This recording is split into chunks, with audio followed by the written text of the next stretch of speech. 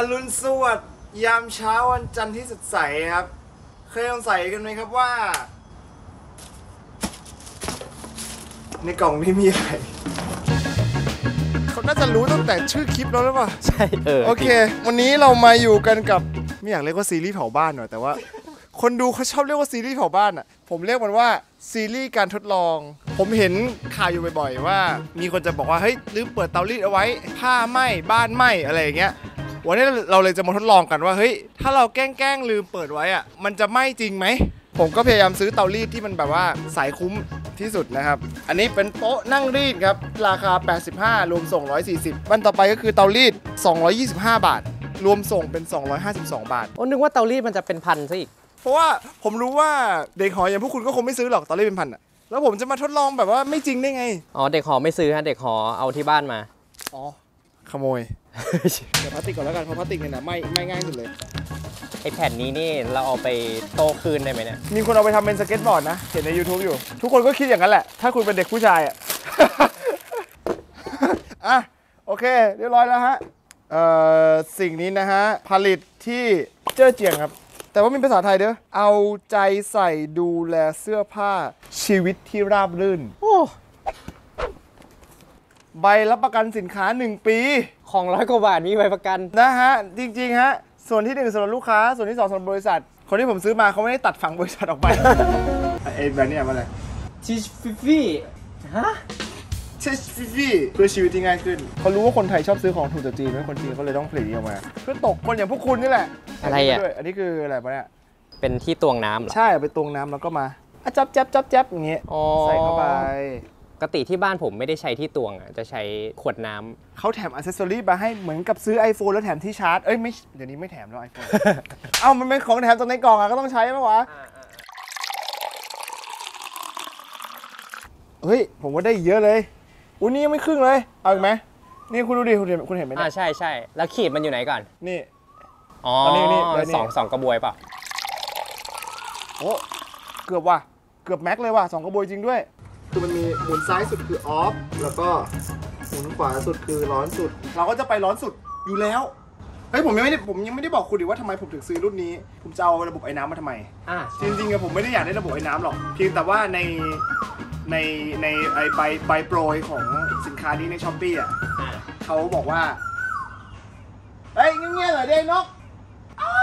สูงสุดเบอร์ 3วางเตารีดแนวตั้งอย่าเอียงหรือเขย่าเตารีดก็คือเอียงหรือเขย่าเนี่ยไม่ได้นะจะทำไปแล้ว เสียบปลั๊กและรอให้ไฟแสดงสถานะดับลงเองโชว์เฮ้ยไฟติดแล้วโอเคตอนนี้นะฮะเตารีดนี้กินไฟอยู่ 5.4 แอมป์ในใบมันเขียนว่ามันได้ 1,000 วัตต์นะถูกต้องเกือบ 1,100 วัตต์ด้วยแปลว่าสิ่งนี้กินไฟถูกต้องตามที่โฆษณาเลยโหเรียบเลยมันเรียบอยู่แล้วครับมันปุ่มไหนมันต่าง2 ปุ่มนี้มันต่างยังไงวะนี่พี่ไม่รีดผ้าจริงๆเลยนะเนี่ยคนดูก็รู้หมดเคยเล่นแล้วตอนเด็กจำได้ละแต่ผมก็ไม่รีดผ้าจริงๆแหละจริงๆป่ะผมรู้สึกสีมันเริ่มเปลี่ยนไปคุณรู้สึกว่าสี2 ฝั่งนี้มันไม่เหมือนกันอีกสมมติฐานหนึ่งคือผ้ามันใหม่แล้วพอโดนน้ำปุ๊บสีตกผ้ารวมโต๊ะราคาไม่ถึง100ผมว่าเป็นไปได้ว่ะ ผมว่าเป็นไปได้มันดับไปแล้วอ่ะคุณไฟมันตัดใช่ไหมใช่แปลว่ามันมีระบบตัดความร้อนว่ะคือมูสเตตเยซู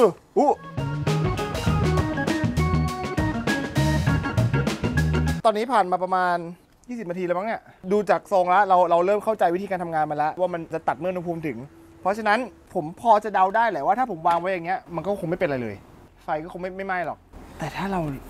ลืมว่ะลืมไปละเอาอะไรไม่ผมแกล้งลืมนึกว่าลืมหยิบอะไรนี่ไงผมแกล้งลืมไงลืมจุกซะนึกว่าลืมจริง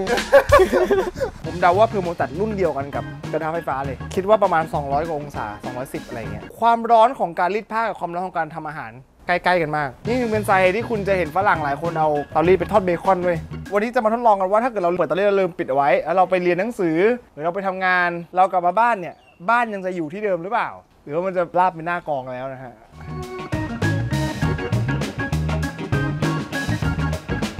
ครับอันนี้ก็ไฟมันตัดแล้วผมจะแกล้งไปสักหน่อยนึง เฮ้ย โห เฮ้ยบ้าผมรู้เลยแผ่นรองรีดนี้มึงไม่สงบ ไม่รอดแน่วันนี้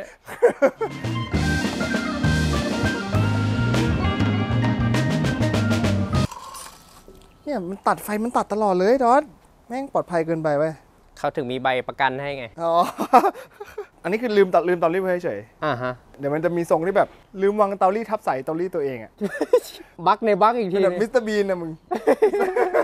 เพราะว่ามีหลายบ้านนะ ที่เขาแบบใส่เตารีดหักอะไรอย่างเงี้ย เคยเห็นบ้านที่เขาเอาเทปมาพันหนา เพราะอย่างนี้ใช่ปะ ๆน่าจะใช่ เพราะว่าสายมันหนามาก มันไม่น่าจะใช้จนมันหักได้นะ เดี๋ยววันนี้เราจะรู้กันที่แน่ควันเริ่มขึ้นแล้วทุกคน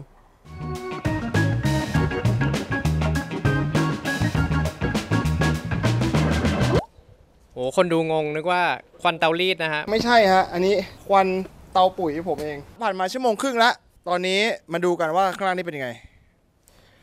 ตึงโอ้โห โอ้โห เป็นรู ข้างล่างเป็นเหมือนหนังเหมือนพลาสติกอะไรเนี่ย เนี่ยเขี่ยแล้วมันทะลุนะ เห็นปะ เออว่ะ ตอนแรกนึกว่าเป็นแบบเป็นไม้อัด เนี่ยน่าจะเป็นไม้อัดนี่แหละ เนี่ยดูดิเขี่ อ๋ ย อ แล้ว มีหลายชั้น หัวน้ำยังมีอยู่ แต่ว่าไม่ค่อยออกละไปต่อไหม ไปต่อคือวางท่าเดิม อันนี้คือลืมเสร็จก็กลับมาดูแล้วก็ลืมต่อ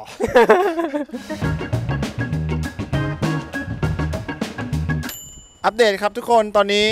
ก็จะ8ชั่วโมงแล้วนะครับเดี๋ยวเรามาดูกันดีกว่าว่าเป็นยังไงบ้างเปิดคาไว้เลยนะจากที่สังเกตก็จะรู้สึกว่ามันติดดับอารมณ์เดียวกับกระทะไฟฟ้าถ้าใครยังไม่ได้ดูนะฮะไปดูได้นะครับคลิปก่อนหน้านี้เพราะฉะนั้นก็เลยอาจจะเป็นสาเหตุที่มันไม่เกิดอันตรายอะไรเกิดขึ้นนะเรามาลองดูกัน1 2ฮึบ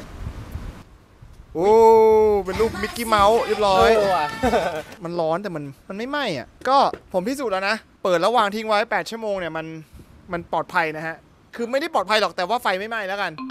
การทดลอง8ชั่วโมงของเราสิ้นสุดแล้วนะครับมันไม่เกิดอะไรขึ้นให้แบบเราตื่นเต้นขนาดนั้นนะฮะ คือทิ้งไว้24ชั่วโมงผมว่ามันก็น่าจะเป็นอย่างนี้แหละ น่าจะไม่ต่างแต่ว่าไม่ได้แปลว่านานกว่านั้นแล้วไฟจะไม่บ้านนะผมว่ามันก็เป็นไปได้อยู่ดีเราทดลองแค่8ชั่วโมงพอเพราะผมคิดว่าคนหนึงไม่น่าจะลืมจริงๆนานขนาดนี้ไม่งั้นก็คงเจ๊งจริงๆอ่ะ ต้องรีดผ้าเสร็จปุ๊บไปต่างประเทศเลยอะไรอย่างเลย เพราะฉะนั้นเดี๋ยวเราจะทำการทดลองใหม่ อันนี้คือการทดลองที่ 2 การทดลองที่2ครับการทดลองต่อไปเนี้ยเราไม่อยู่ตรงนั้นละข้อที่1คือฝนจะตกข้อที่2คือเรากำลังจะทำอะไรที่มันอันตรายนะครับก็คำเตือนนะครับใครที่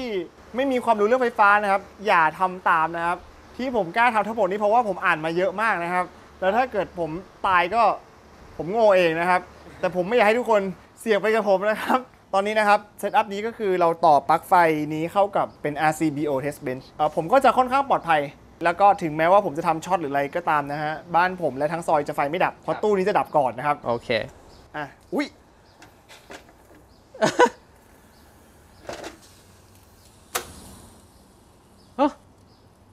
เมื่อกี้ได้ มัน ยินเสี ดั ย บ งไหม แล้วมันดับแล้วเฮ้ยพังแล้วเหรอวะเนี่ยเอาใหม่เดี๋ยวผมจะเสียบอีกถ้าผมเสียบแล้วถ้ามันตัดแปลว่ามันช็อตข้างใน1 2เฮ้ไม่ตัดอะไรวะ ไฟเข้าแล้วนะฮะ ตอนนี้ทำงานปกติแล้วเนี่ยหรือว่ามันไปช็อตอะไรข้างในของตัวมันเองวะวางตรงนี้แล้วกันพลาสติกน้อยกว่าทุกคนตอนนี้นะครับแก๊งเผาบ้านครบแล้วครับผม ยินดีต้อนรับเพนครับสวัสดีครับ เพนมาแล้วเพนเพิ่งมา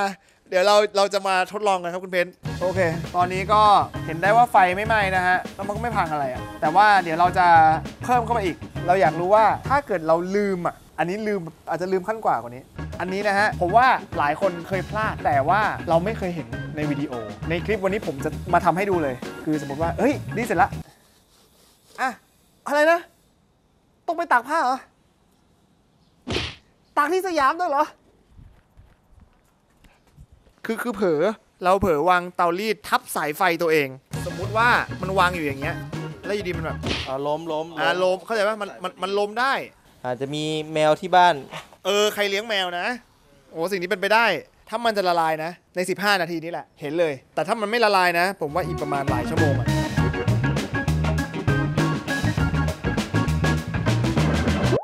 มันได้ตัดบ้างไหมครับเนี่ย ตัดตลอดเลยมันติดน้อยมากด้วยซ้ำ ก็คือพอร้อนปุ๊บมันก็ตัด ใช่มันน่าติด1 ใน 10เท่านั้นเองฉนวนดีมากเลยว่ะแต่มีอะไรดีกว่าฉนวนรู้ไหมฮะ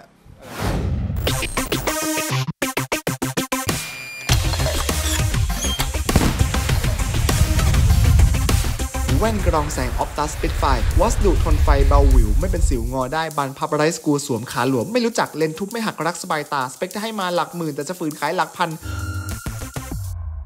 โคตรปกติลด100ครับโอ้โหเมื่อกี้ร้อนไหมฮะร้อนเนอะ ร้อน ร้อนเลย โอ้